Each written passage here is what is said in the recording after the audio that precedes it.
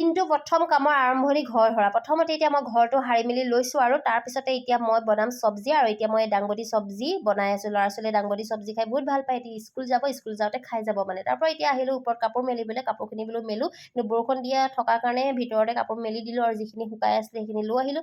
ল'ৰা এতিয়া স্কুললৈ নিজে ওলাই আছে বাৰু, মানে তথাপি মই চাই দিব লাগে তাক, মানে কাপোৰবোৰ উল্টা থাকিলে চিধা কৰি দিব লাগে।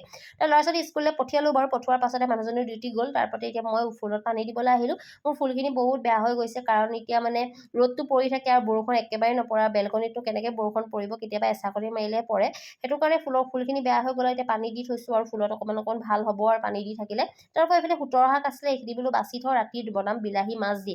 আৰু এতিয়া নিৰামিষে খাম, দাংবডি চব্জি আছেই, ল'ৰা ছোৱালীয়ে সেই খাই ভাল পাব আৰু তাত লগতে দাইল অকণ বনাই দিম। আৰু সেইখিনি কৰি মেলি দুপৰীয়ালৈ ভাতটো ৰেডি কৰিলোঁ। তাৰপিছতে এয়া মই কাপোৰ জাপি আছোঁ, একদম 4টা মানুহ 4 ভাগ কৰি কাপোৰখিনি জাপিছোঁ। তেতিয়া ধুনীয়াকৈ ভৰাই থ'বলৈ ভাল হয় 4 ভাগ কৰি, তেতিয়া বিচাৰি ফুৰিবলৈ দিগদাৰ নহয়। তাৰপৰা ল'ৰা ছোৱালী স্কুলৰ পৰা আহিলে, ছোৱালী টিউশ্যনলৈ গ'ল, ল'ৰাক মই এতিয়া ভাত খুৱাই শুবলৈ দিছোঁ আৰু কাপোৰ এখন দি দিলোঁ গাত মানে। আৰু ময়ো অকণমান দেৰি শুলোঁ বাৰু। এয়া আপোনালোকক অলপ দেৰিকৈ লগ পাইছোঁ। এয়া মানে অকণমান মই ষ্টাইল কৰি আছোঁ এতিয়া।